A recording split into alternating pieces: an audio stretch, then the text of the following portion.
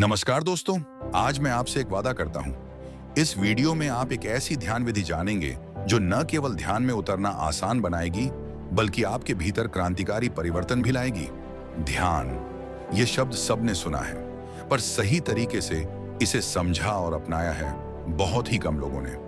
कुछ लोग तो जानते ही नहीं कि ध्यान वास्तव में हमारे जीवन में कितना बड़ा परिवर्तन ला सकता है। और जो जानते हैं वे या तो गलत समय पर ध्यान करते हैं या फिर गलत विधि से, जिससे ध्यान में प्रवेश ही नहीं हो पाता।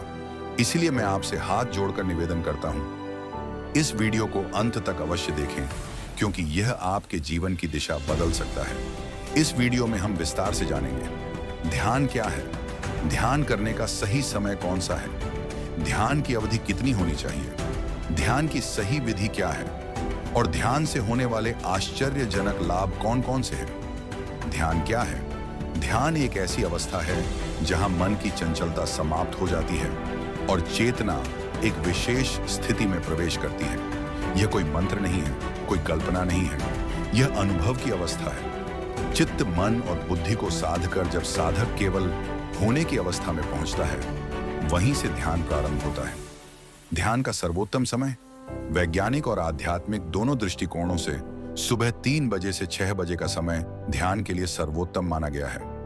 यह वह समय होता है जब ब्रह्मांडीय ऊर्जा अपने उच्चतम स्तर पर होती है, जब पृथ्वी और सूर्य के बीच विशेष कोण बनता है। ध्यान की अवधि कितनी होनी चाहिए?